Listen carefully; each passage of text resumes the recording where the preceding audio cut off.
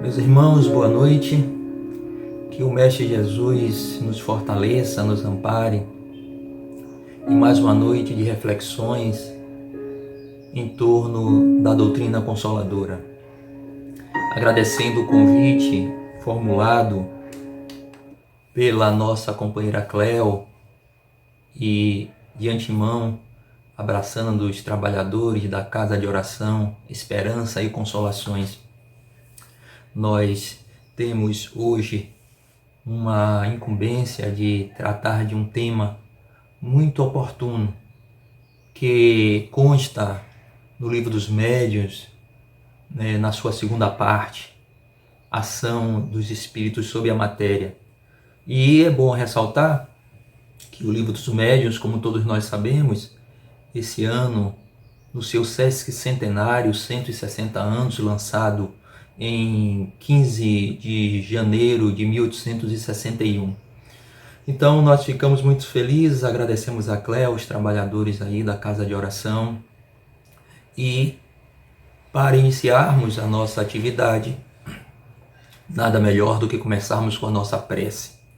Então, nesse momento, elevando os nossos corações ao Divino Amigo, rogando a Jesus que esses momentos que estaremos juntos possibilite a cada um projetar, nos possibilite alcançar todas as possibilidades de compreensão, entendimento e despertar de consciência, que faculte a cada um de nós experiências valorosas, no destino à plenitude, à perfeição, a nos libertarmos dos resquícios, dos instintos e da primitivez que ainda nos envolve no nosso íntimo. Sendo assim, Jesus, agradecendo-te mais uma vez a oportunidade, pedimos permissão para iniciar essa tarefa de hoje, formulando voto de paz e êxito para todos nós. Bem, meus irmãos, como fora dito, como nós falamos no início sobre o tema proposto, a ação dos espíritos sobre a matéria. Esse tema é um tema muito profundo, que diríamos que ele vai, de uma certa forma, alcançar os mais remotos anseios da humanidade, do entendimento do sentido da vida, do entendimento das questões básicas que assolam nas angústias, nas ansiedades do ser, assim, as perguntas fundamentais que tanto intrigou as grandes religiões, os grandes filósofos de outrora. Quem somos? De onde viemos? O que estamos fazendo aqui? Para onde vamos? E nós sabemos que essas perguntas, elas foram...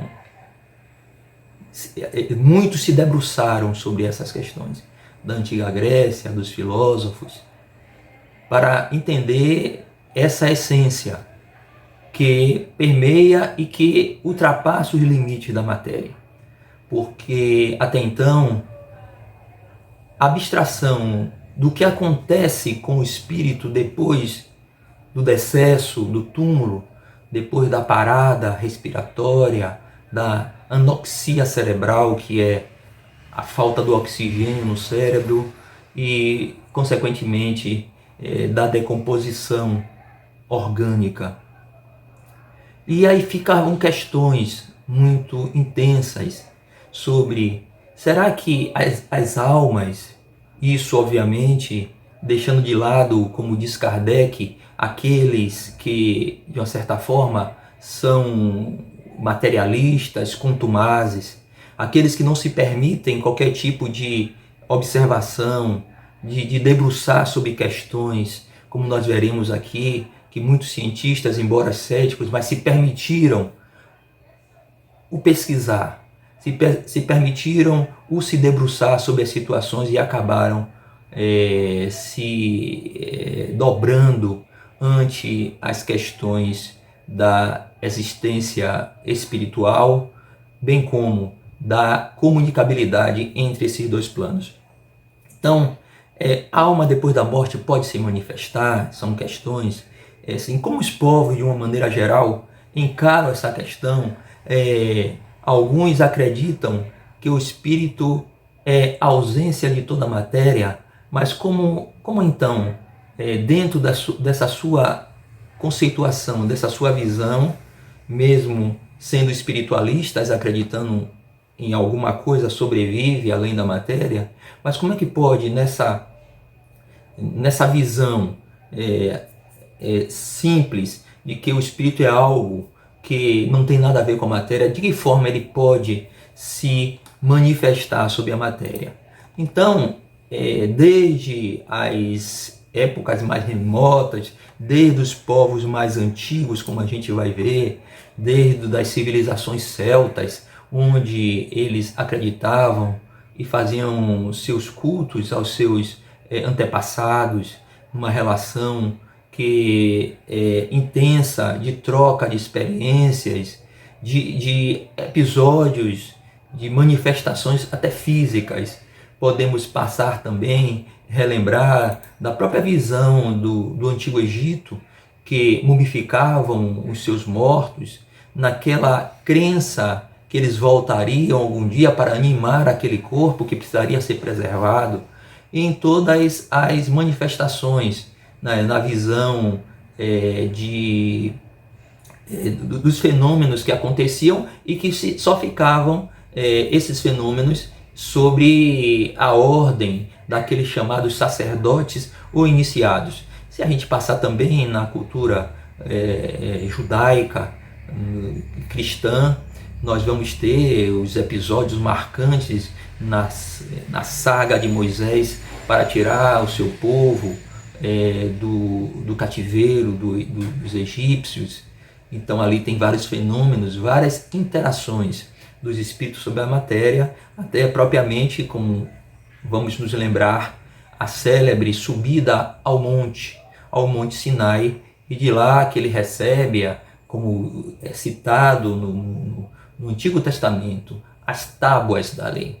Então ele traz aquela interação entre o mundo espiritual e o mundo material, atestando a essa relação entre esses dois planos, né?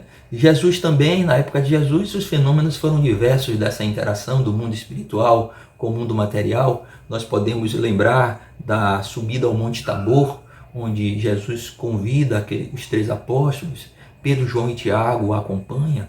Então, quando ele chega lá no monte, acontece aqueles fenômenos de materialização. Moisés, Elias, o mestre se transfigura. São fenômenos patentes que os discípulos naquele momento começam a entender que Moisés que Elias era o próprio João Batista. E assim a gente avança também na dimensão dos apóstolos, nos fenômenos do Pentecoste, onde foram aquela fala em várias línguas, o fenômeno de xenoglosia, em que as pessoas conseguiram perceber a ação ali de uma mente, de uma individualidade estranha àqueles apóstolos que estavam ali no fenômeno mediúnico, ou seja, que caracteriza a ação dos espíritos sobre a matéria. Mas a gente pode ir muito mais adiante com esse pensamento ancestral na antiga Grécia, nas visões da interação das culturas politeístas, na visão da morte, do mundo dos mortos, o Hades, onde aquelas pessoas iam ser julgadas nesse reino das sombras, antes de serem direcionadas ao Tártaro, uma espécie de inferno, ou então aos céus dos deuses. E nós passamos pela história também na Idade Média, porque haviam grandes fenômenos esses que foram catalogados, e naquela época sombria Aquelas pessoas foram submetidas às fogueiras porque eram chamados de feiticeiros, eram pessoas que eram chamadas, eram amaldiçoadas e condenadas pela Igreja Católica dominante. Então isso é um marco em todas as civilizações, em todas as culturas, essa interação, essa dinâmica do mundo espiritual. Mas nós podemos dizer que esse tipo de fenômeno, ele começa a acontecer de forma muito mais organizada. A partir do ano de 1848, como nós vamos nos lembrar muito bem, é nesse momento que as notícias do plano espiritual vão lembrar da movimentação da espiritualidade para a chegada do Consolador prometido. A Terra já dispunha de um certo entendimento científico, racional, que possibilitava que esses fenômenos, em 1848, mais precisamente em 31 de março de 1848, esses fenômenos eles começassem realmente a acontecer de forma mais intensa, essa interação, essa ação dos espíritos sobre a matéria.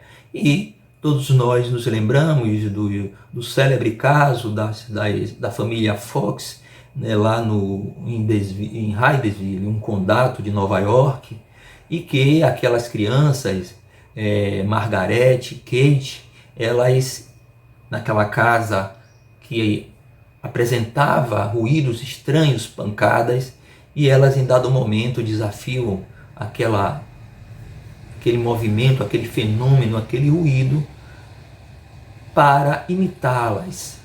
E o fenômeno, o ruído, o espírito ali presente de um mascate, Charles Rosman, ele se manifesta através de pancadas e para chamar a atenção que ali ele foi assassinado, e a partir dali começa o desencadear dessa fenomenologia que acontece e que desencadeia nos salões da Europa, mais particularmente de Paris.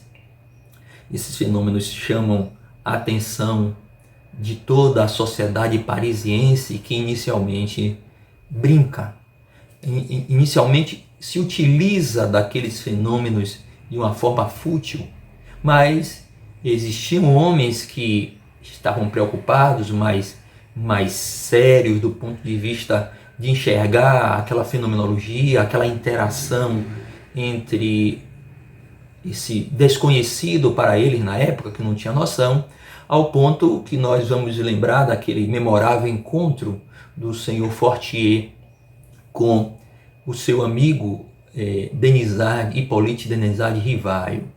Aquele célebre encontro onde o senhor Fortier vai dizer, perguntando a ele se ele já sabia das novas descobertas do magnetismo, que não apenas poderia magnetizar pessoas, mas também mesas, fazendo-as girar e correr livremente.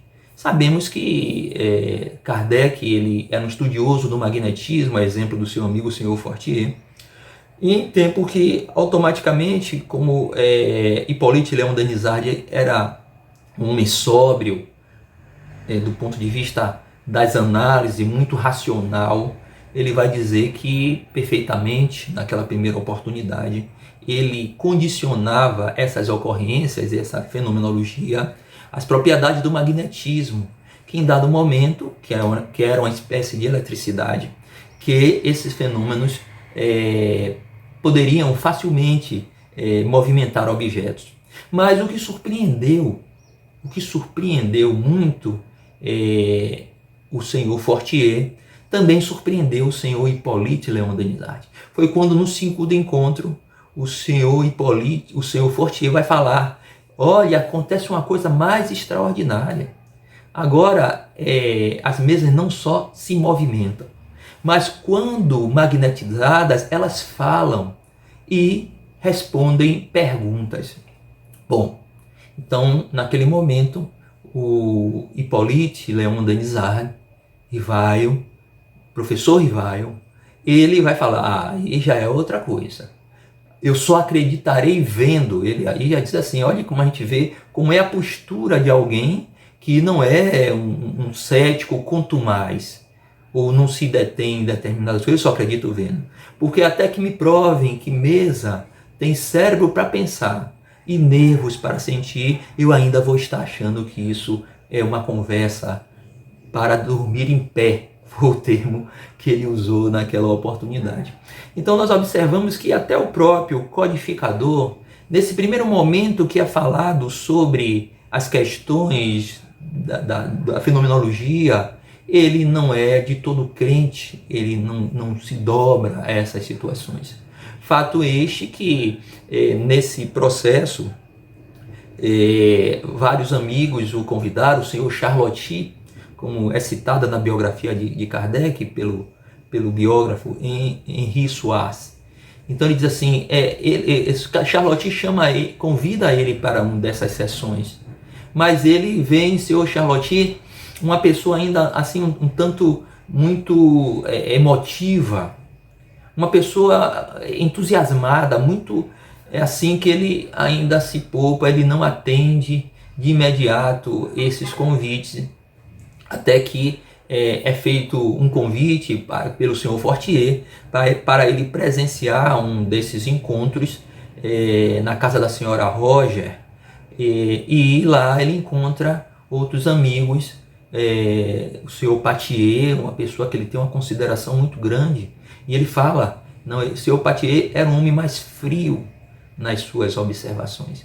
Então, a análise dessa fenomenologia, ela foi levando Kardec nesse entendimento, nesse debruçar sobre as questões ligadas à ação dos espíritos sobre a matéria. Então, nesse encadear de análises, nessa permissão que ele se deu de se aproximar, como nós sabemos, tudo isso desencadeou essa pesquisa profunda, o aparecimento, o surgimento de uma nova ciência. E Kardec ele vai falar uma coisa muito interessante sobre esse debruçar dele sobre os fenômenos, quando ele diz assim que foi nos primeiros momentos, né, das revelações por ele observada, que ele buscou naquele momento, já que ele tinha uma capacidade racional, ele foi aluno de Pestalozzi, ele era um homem que tinha o tino da ciência, muito embora um pedagogo, um educador, mas ele tinha toda uma pedagogia e todo um método que ele utilizou para observar aqueles fenômenos, ao ponto que ele diz assim, que ele utilizou para aqueles novos fenômenos o método experimental. Não formulou nenhuma teoria premeditada, preconcebida. Então ele diz assim que ele observava os fenômenos, ele comparava, dessa observação, dessa comparação, ele deduzia as consequências. Então, dos efeitos, daquelas situações, os efeitos que ele via, ele procurava remontar causas daqueles fenômenos pela dedução, pela lógica dos fatos. E como diz o próprio Kardec, ele não admitia, de hipótese nenhuma, aceitação de um conceito, de uma definição, até que aquele contexto, as dificuldades daquela situação não tivessem sido todas equacionadas. Então foi aí que Hippolyte Léon Denisard, como nós conhecemos bem a história, ele vai tornar-se, adotando o pseudônimo Allan Kardec, pseudônimo citado numa das comunicações pelo seu guia, não, por um amigo de longas datas, que também estava naquele processo das manifestações do esclarecimento, o espírito Zéfiro, que fala que ele teve uma experiência na antiga celta, que eu falei no início, como druida, os sacerdotes do povo celta, que eles tinham toda uma visão espiritualizada das fenomenologias que mesmo lá atrás, ainda nos períodos mais iniciais da infância intelectual e moral do homem, essas almas já tinham uma capacidade maior de visualização. Então, nós observamos que todas essas são fenômenos, são ações dos espíritos sobre a matéria. E daí, como nós vamos entender, ele vai dar à nova ciência o nome de espiritismo. Porque, como o próprio Kardec disse, ele não queria colocar alguma coisa que tivesse possibilidade de confusão. Então ele cria o termo espiritismo ou espiritistas, dando o termo aos seus adeptos de espíritas. Porque, como Kardec coloca, nem todo espiritualista é espírita. Assim, todo espírita é espiritualista, mas nem todo espiritualista é espírita. É porque não é pelo fato de acreditar na existência de algo além da matéria, que é assim a proposta do espiritualismo, que os espiritualistas, como nós conhecemos muito bem, várias correntes espiritualistas, o próprio catolicismo, o protestantismo são espiritualistas. Acreditam em algo além da matéria física, que o corpo vai perecer, mas existe uma essência, a alma. Mas daí não se segue que eles acreditam que possa acontecer essa interação, essa relação do mundo espiritual com o mundo corporal.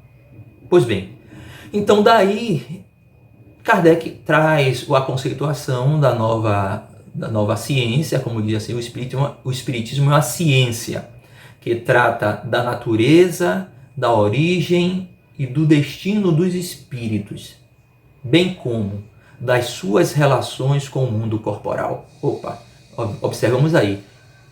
O espiritismo é uma ciência que trata da natureza, da origem e do destino dos espíritos, bem como suas relações com o mundo corporal. Ou seja, o móvel da ciência, por definição, é o estudo da ação dos espíritos sobre a matéria.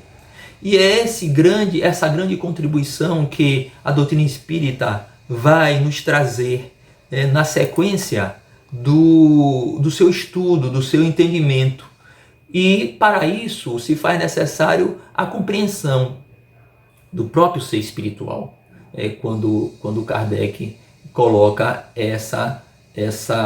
ele pontua esse tipo de definição.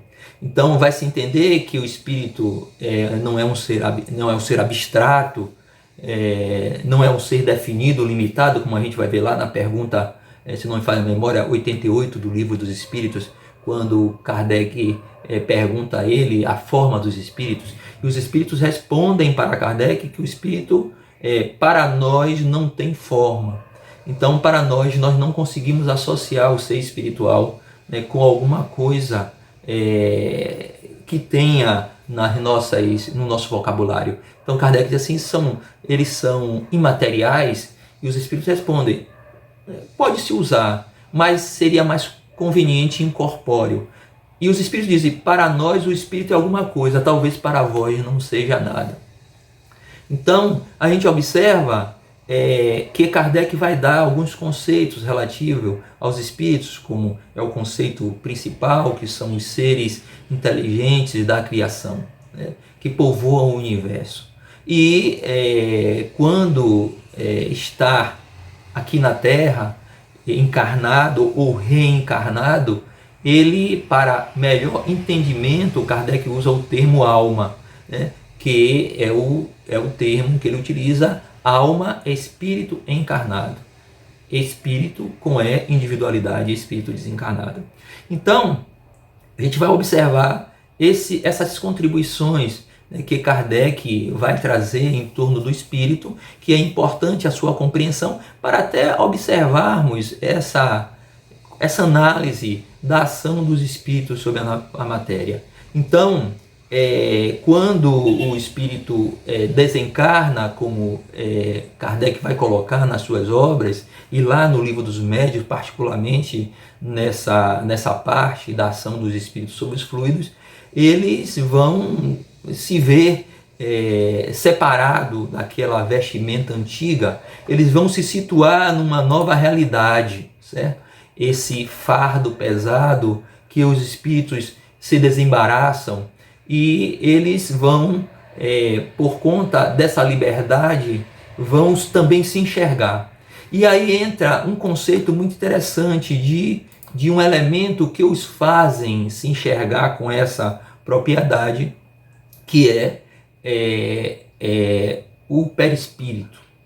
Kardec coloca que nós, para cumprirmos a nossa missão rumo à perfeição, nós precisamos, conforme as orientações dos espíritos, nós precisamos, vez por outra, animar. O espírito precisa animar a matéria para dar-lhes inteligência. Então, assim, é uma dedução lógica que quando a gente morre, quando a gente desencarna, o termo mais correto, quando nós desencarnamos, porque morrer nós nunca morremos, é bom salientar isso. Quando o corpo morre, é bom adotar esse termo. Então a alma não vai deixar, a alma ali no túmulo ela só deixa os seus restos mortais. A carcaça, o móvel, o carro físico. Então Kardec vai nesse estudo acentuar que nós temos esses três elementos, que é a alma, que é o princípio inteligente, que reside a nossa sede moral, inclusive no próprio estudo do livro dos médiuns, que fala sobre a ação dos espíritos sobre a matéria, Kardec vai dizer que a natureza íntima, propriamente dita do espírito, do ser pensante, por assim dizer, nós ainda desconhecemos por completo. Nós podemos perceber o ser espiritual, o espírito, apenas pelos seus atos. E isso daí é bom colocar, que ele coloca, que isso não impressiona os sentidos. O espírito, como ele vai dizer nessa parte do livro dos médiuns, o espiritismo vai precisar sempre de matéria para atuar sobre a matéria. É bem interessante essa frase. O espírito vai precisar de matéria para atuar sobre a matéria. Então, não é por acaso que nós, seres espirituais, vamos precisar estar sempre envolvidos nessa roupagem, envoltos nesse corpo semimaterial que é o perispírito.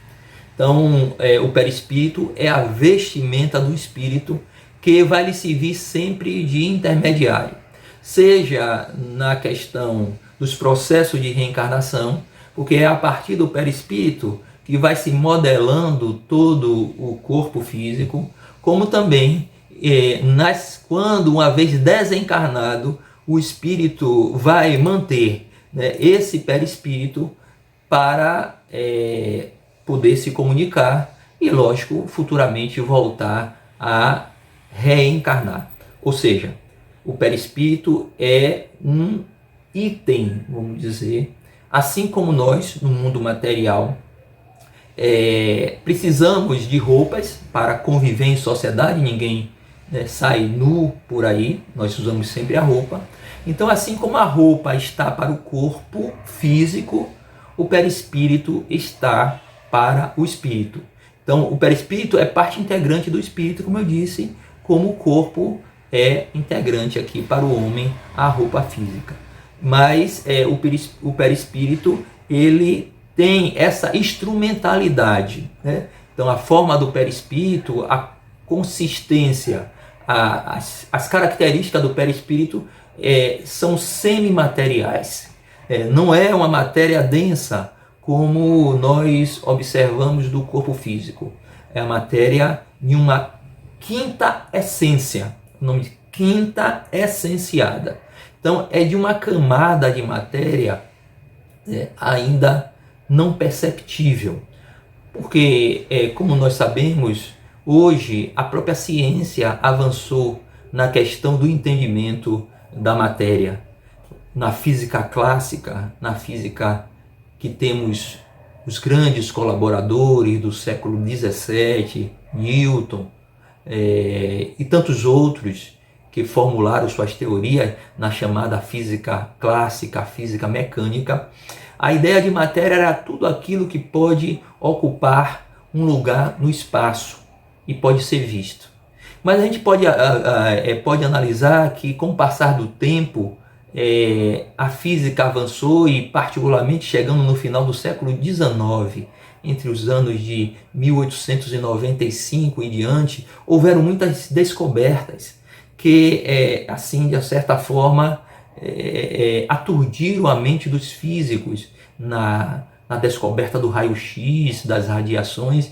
E aí é nesse momento que surge uma nova física, a física quântica do ano de 1900 a 1930, quando nós temos aí a presença de Albert Einstein e tantos outros se debruçaram e descobriram que aquela física que baseava-se naquele átomo indivisível, naquela questão tradicional, ou diria a física determinística. Então, quando se faz um cálculo na física clássica, você vai saber se um móvel vem em tal velocidade, em que momento ele vai chegar, é determinístico. E quando surge a física quântica, essa física ela é uma física probabilística. Ela não se tem mais noção, pode estar ou pode não estar.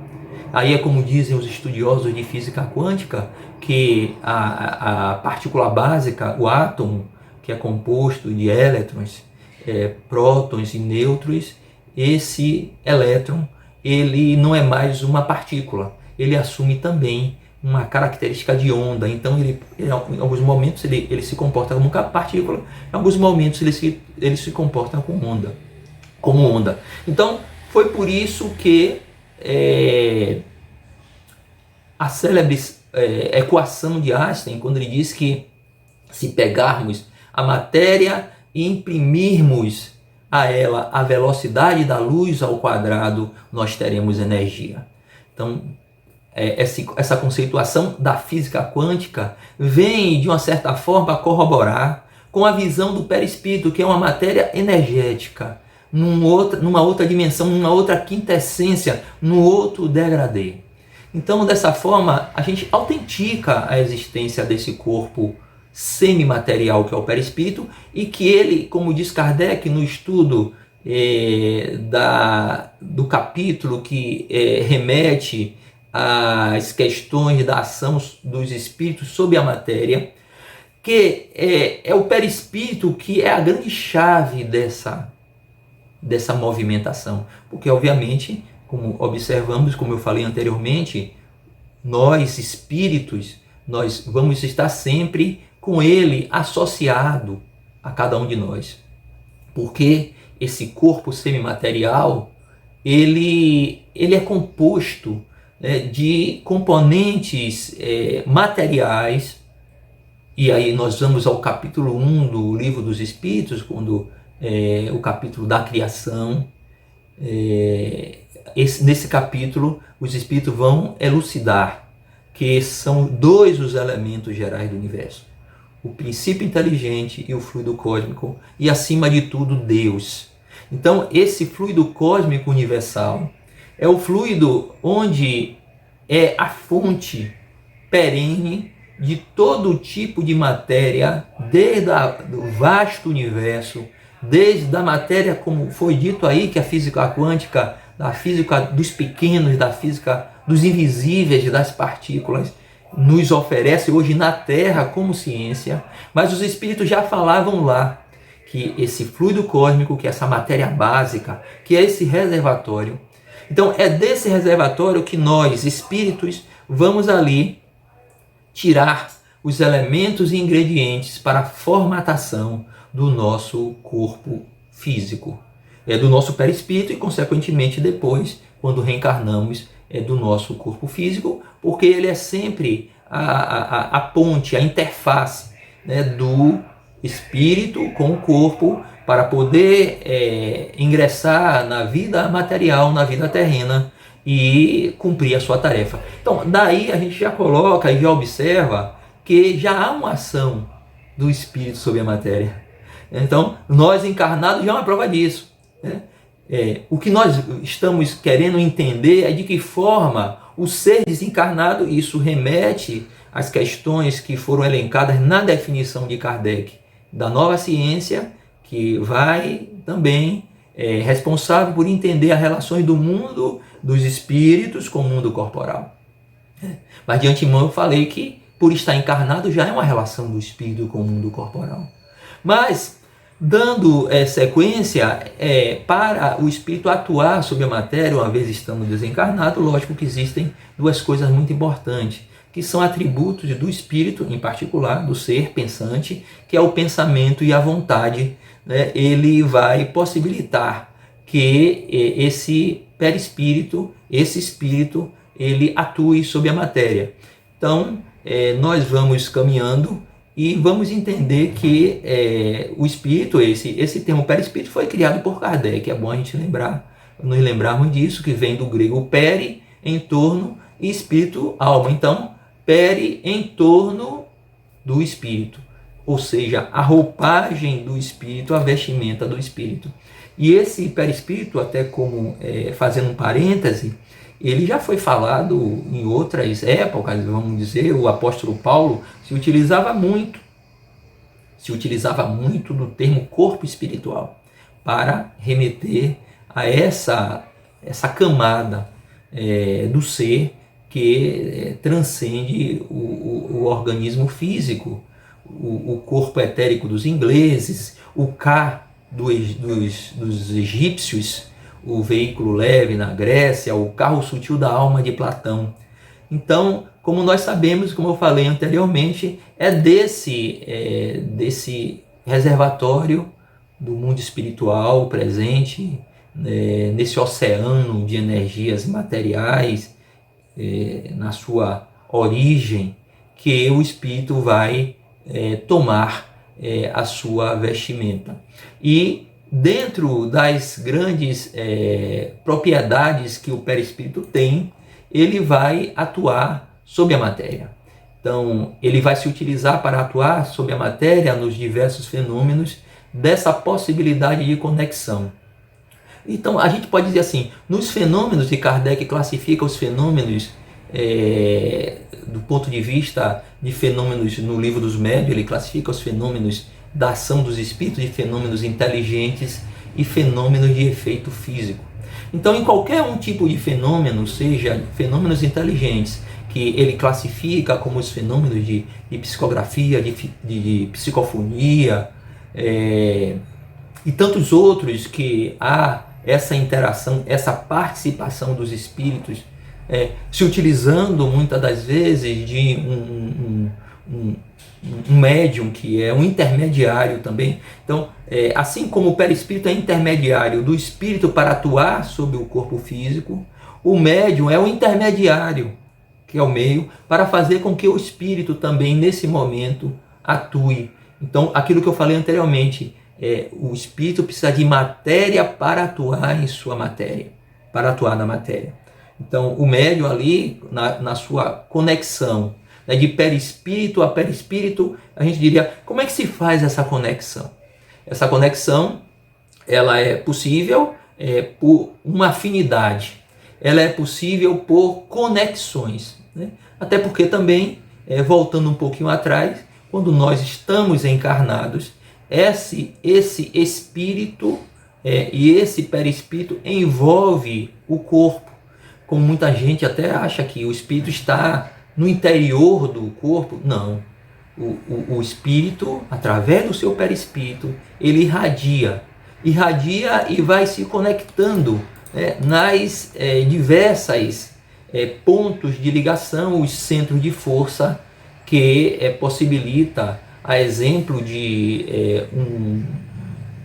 um condutor, a exemplo de vamos dizer assim, fazendo analogia até com um avião. No avião nós sabemos que aquela estrutura pesada, ela tem ali dentro de uma cabine um piloto que com seus controles ele movimenta aquela aeronave. Então o espírito também, ele envolve o corpo e a sua cabine, ela é o cérebro. O cérebro é o ponto onde o espírito, e como diz lá no livro do Mundo Maior, Calderaro, explicando para André Luiz, é esse ponto, a mente. É nesse ponto onde há essa conexão, porque no corpo físico, como explica Calderaro André Luiz, vão existir células que elas fazem parte, vamos dizer assim, de duas dimensões, elas não são especificamente materiais. Ela tem componentes que possibilitam essa integração e essa conexão do perispírito ao corpo físico. Então, nos fenômenos da ação dos espíritos sobre a matéria, nós vamos perceber com clareza, como eu disse anteriormente, nos fenômenos inteligentes, essa integração entre o perispírito do médio, do intermediário encarnado, com o espírito desencarnado, que, a exemplo de hoje, como é comum os conceitos com aprendizado aí, que tivemos que alcançar de internet por conta da pandemia, de lives, de conexões. Desculpe. Então, hoje, as pessoas, para essas pessoas, os conceitos de roteador, os conceitos de Wi-Fi, os conceitos de senha, é comum já conseguimos abstrair esses conceitos. Então, seria mais ou menos nesse campo energético de configurações que o espírito, o ser desencarnado, ele vai conectar-se nos fenômenos de efeitos inteligentes na ação dos espíritos sobre a matéria com o ser encarnado, que é o médium. Mas vamos falar da questão dos fenômenos físicos, que também é muito bem explicado, né, nessas características, né, nessas possibilidades, das quais, nos movimentos de pancada, como eu citei lá, da casa da família Fox, dos fenômenos das mesas girantes. Então, naquele momento ali, naquele espaço, o espírito desencarnado agindo sobre a matéria, ele precisava se utilizar de uma energia materializada. Essa energia, depois de longos estudos de vários pesquisadores, consegue-se chegar que essa energia vai se chamar de ectoplasma, que é uma energia que brota dos encarnados. Então, esse fenômeno ectoplasmático, ele possibilita que o espírito, se utilizando dessa energia encarnada, é um campo de energia, é matéria, é semimaterial, ele combine essas energias associadas a outros elementos exteriores e faça com que promova aqueles episódios, aquela fenomenologia, né? Porque fenômeno, até no estudo a gente assim, poxa, o que é fenômeno, né? Fenômeno é todo evento, todo episódio que chama a atenção de forma atípica, surpreendente. Muitas vezes os fenômenos são coisas que não acontecem à nossa vontade. Então existem fenômenos que foram já descobertos, existem fenômenos que ainda não têm a sua dedução, ainda não têm as suas leis. Por exemplo, o fenômeno gravitacional foi descoberto lá atrás por Isaac Newton. Ele conseguiu conceber as suas leis, que foram aceitas pela comunidade científica, mas também os fenômenos hoje sob a ótica da ciência espírita, porque, como diz Kardec, o espiritismo é uma ciência que trata dessas relações do mundo com o mundo corporal, dos espíritos com o mundo corporal. Mas lógico que Kardec depois vai eleger e vai falar do nosso tríplice aspecto, que não podemos deixar isso também assim um pouco coberto. É bom salientar, porque para as pessoas não pensarem que o espírito é só ciência, mas em dado momento ele vai falar que o espiritismo é ao mesmo tempo uma ciência de observação e uma doutrina filosófica. Como ciência, ele compreende da interação, ele compreende das relações que acontecem entre o mundo espiritual e o mundo corporal, e como filosofia das consequências morais que decorrem dessa relação. E a partir daí, essa decorrência moral, esse anseio moral vai nos ligar a questões do religare, da religião, que é ligar o homem a Deus, da atitude, da caridade, enfim. Esse é o espectro, essa é o tripé da doutrina espírita. Pois bem, mas, como eu disse anteriormente, então, a fenomenologia, a ação dos espíritos sobre a matéria, meus irmãos, ela se vincula exclusivamente no perispírito. Essa possibilidade de ação dos espíritos sobre a matéria é do perispírito. E aí, o estudo do perispírito, ele cabe, né, um outro trabalho, uma outra palestra inteira, e talvez um seminário. Porque o perispírito, ele tem, na sua característica, na sua arquitetura, ele tem na sua estrutura várias propriedades. A plasticidade, ou seja, a capacidade de moldagem, a densidade, que é a possibilidade de se tornar material, da ponderabilidade. Isso nós podemos nos lembrar dos estudos profundos efetuados por William Crookes no advento, na época ali do século XIX. Como nós conhecemos, o William Crookes era um químico, um físico famoso da Inglaterra. E quando ele vê aqueles fenômenos naquela oportunidade, ele vai para cima dos fenômenos para desmascarar os fenômenos. Ele quer comprovar que aquilo ali era fruto de alguma outra experiência, de alguma outra propriedade da matéria. E aí, como nós sabemos da história de Crookes, que ele vai citar isso no livro Fatos Espíritas, ele se debruça sobre várias médiuns, mas em particular uma que o acompanhou por muito tempo foi a médium Florence Cook, da qual ele fez diversas experiências, convidando a comunidade científica, muitos homens de ciência, para observar aqueles fenômenos de materialização do espírito Kate King. Aquele espírito era pesado, era avaliado a temperatura, batimento cardíaco. Então foi feita experiências desse teor, ao ponto que aquele homem cético, William Crookes, que no final dos seus estudos, do seu debruçar, ele não acreditava que era possível a existência de uma inteligência extracorpórea. Ele vai dizer: hoje eu já não acredito que é possível, eu digo que é real.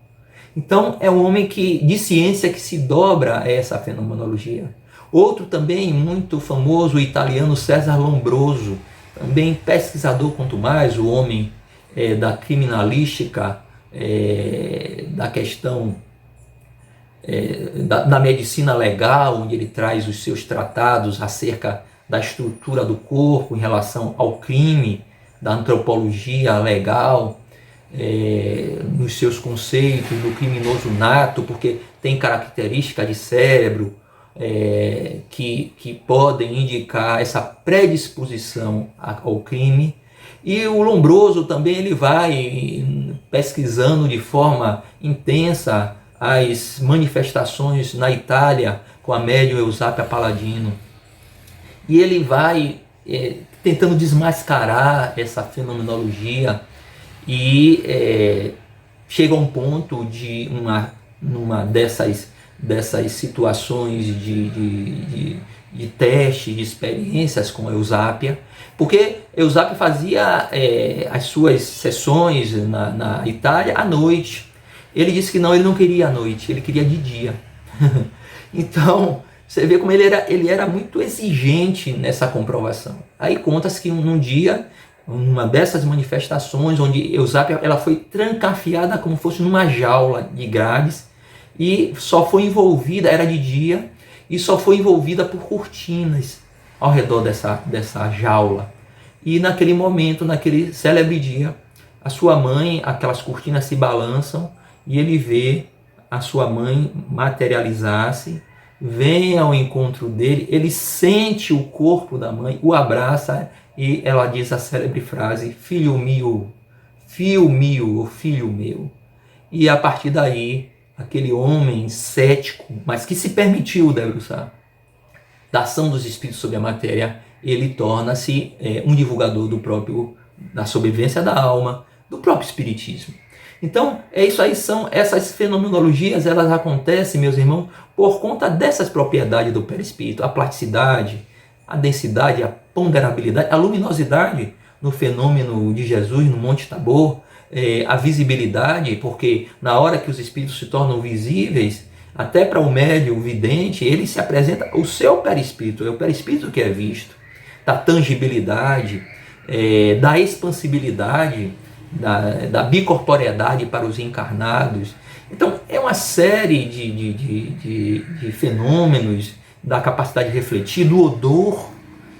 Espíritos desencarnados ainda aparecem nas reuniões mediúnicas, ainda com aquele sentimento, muitos apegados à decomposição, mas não é do corpo que está vindo, é do perispírito, que se vincula ainda àquele corpo em decomposição, que é pressentido pelos médiuns.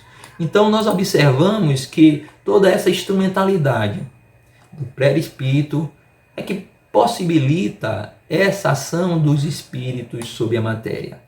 Então, e para fechar, eu vou trazer aqui um raciocínio muito lógico e que Kardec vai trazer também no livro dos Médiuns, quando para aquelas pessoas que ainda não acreditam nessa possibilidade da ação dos espíritos sobre a matéria, sobre o mundo material, quando ele diz assim, existe uma premissa, não é isso? Assim, que o ser pensante que existe em nós durante a vida vai continuar pensando depois da morte. Então, mas antes dessa premissa, a gente vai ter que acatar que nós acreditamos em Deus, acreditamos que em nós exista algo além da matéria e que a premissa é que esse elemento espiritual além da matéria sobrevive ao corpo. Então, são premissas.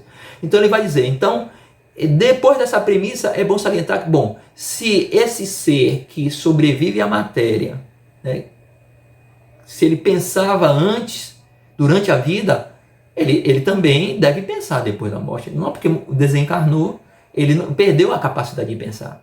Então, aí ele segue. Então, se esse ser continua a pensar, será que esse ser está proibido? Esse ser está inibido? Esse ser está preso, impossibilitado de pensar naquelas pessoas que ele amou?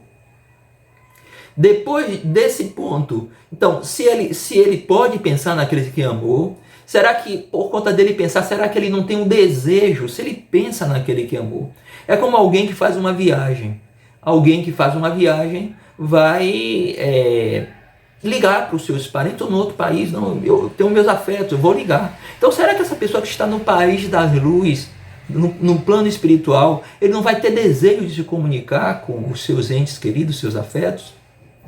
Uma outra coisa, se o mundo espiritual é um mundo livre, do qual ele não está mais preso a esse escafandro material, se ele pode se deslocar em toda parte, será que ele não pode também estar ao nosso lado? E que podendo estar ao nosso lado, se eu estou juntinho daquele que eu amo, eu não posso me comunicar com ele? E que isso não pode ser feito pelo meio desse equipamento, desse perispírito que ele vai se utilizar, e ele tem essa perspectiva de manter essa relação com esses seres. E uma vez tendo, ele pode se comunicar e sinalizar sob várias formas. Ele pode falar através de um médium, ele pode bater, fazer um sinal, ele pode escrever. Será que não existe essa possibilidade de ele nos atender e nos responder? Como nos atende toda essa espiritualidade, esses amigos espirituais que trabalham incessantemente e incansavelmente para o progresso da humanidade? Então são questões que ficam para uma análise racional. E lembrando de Kardec, que Kardec fala que no início que foi necessário para essa chegada em massa dos espíritos e o aparecimento da nova doutrina. Então, Kardec diz assim que houve a fase dos fenômenos. Então, a fase dos fenômenos foi importante. Depois veio a fase do raciocínio, que era entender aquela fenomenologia. E hoje nós vivemos a fase da aplicação ou da decorrência das consequências morais desse entendimento. Então, meus irmãos, que nós agradeçamos a Deus, a espiritualidade, por esse manancial de informações que nós temos acerca da doutrina consoladora. E que busquemos, não apenas nesse momento, querer mais autenticar a fenomenologia. Lógico que os fenômenos é importante, eles terem a clareza, a conceituação. A Terra ainda se estremece, se estertora, vitimada pelo avanço do ceticismo, do materialismo, da descrença. As religiões não conseguem mais, com seus deuses ancestrais, atender aos impositivos de um raciocínio lógico, que só a doutrina consoladora nos permite, com observações, com links, a palavra muito comum hoje, links lógicos, que nos fazem entender a nossa verdadeira essência, de seres espirituais em experiência humana, na direção do progresso, na direção desta perfeição relativa que é o nosso fatalismo. Que Jesus fique conosco. Nós agradecemos a oportunidade, pedindo que esses amigos espirituais que nos assistiram, que nos auxiliaram nas nossas limitações cotidianas, eles continuem a nos inspirar, nos unir, nos fortalecer. Gratidão a Cleo na casa de oração, de esperanças e consolações. Vamos fazer a nossa prece agradecendo a Jesus essa grande oportunidade. Senhor Jesus, mestre e amigo inseparável de todas as horas, te agradecemos, Senhor, por mais essa oportunidade, pedindo que esses momentos tenham sido muito úteis para todos nós, principalmente para este aqui que vos fala, que possamos internalizar toda essa lógica valorosa que a doutrina consoladora nos impulsiona, vencendo as nossas idiosincrasias milenares, vencendo ainda o nosso aprisionamento nas furnas do eu, dos calabouços, da inquietude, do orgulho, que se movimenta sutilmente como vírus dentro do labirinto das nossas almas. Senhor Jesus, obrigado. Seja sempre conosco, abençoa a todos que sofrem. Fortalece essa terra que nesse momento experiencia essa necessidade do afastamento, para que consigamos efetivamente nos encontrar na solidariedade, no respeito, na tolerância, no amor, como diz Lázaro, na sua maior excelência, porque o amor é o sentimento por excelência. Obrigado, Jesus, ser sempre conosco, hoje, agora e sempre. Assim seja.